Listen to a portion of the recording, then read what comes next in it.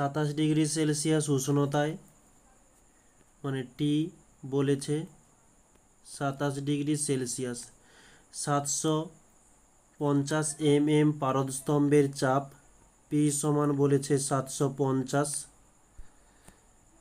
এটি হচ্ছে mm। বলছে একটি নির্দিষ্ট ভরের আয়তন বলা হয়েছে 100 সেন্টিমিটার কিউব হবে। এখানে 300 হয়ে গিয়েছে, আমাদের প্রশ্নে 100 রয়েছে, তো এখানে ভি সমান করব 100 সেন্টিমিটার কিউব। আবার বলেছে 600 mm পারদস্তম্ভের চাপ, আরও একটা পারদস্তম্ভের চাপ বলেছে, তাহলে এটা পি, এটা P1, এটা P2 দিয়ে দিলাম।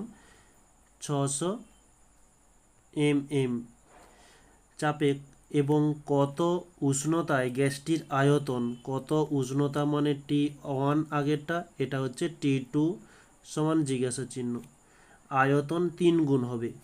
তাহলে প্রথমে আয়তন V1, এটা হচ্ছে V2, প্রথম ছিল 100, এখন 3 গুণ বলেছে তাই গুণ 3 দিলাম, এটা পাচ্ছি 300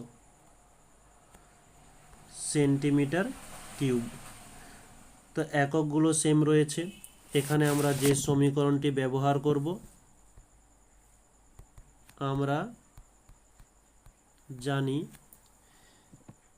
যে P1 V1 বাই T1 সমান P2 V2 বাই T2। আচ্ছা, এখানে এককগুলো সেম বলতে আমরা এই 27 ডিগ্রি সেলসিয়াস থেকে কেলভিনে নিয়ে যাব। তার জন্য কি করতে হয়, সব সময়ের জন্য 273 যোগ করতে হয়। 27 প্লাস 273 যোগ করলে এটা কেলভিনে চলে আসবে, অতএব 300 কেলভিন। কেলভিন থেকে সেলসিয়াসে যাওয়ার সময় 273 মাইনাস করতে হয়। তো এখানে মান নির্ণয় করব T2কে রাখলাম, তাহলে যেটা আমরা পাচ্ছি পেয়ে যাব যে P2 V2 T1 by P1 V1, এটা উল্টে যাবে। এখানে মানগুলো পুট করব, P2 হচ্ছে 600 ইন্টু V2 এর মান 300 ইন্টু T1 এর মান 300 বাই P1 এর মান 750 ইন্টু V1 এর মান 100। নিচে 3টে শূন্য রয়েছে, উপরে 3টে শূন্য কেটে দিলাম।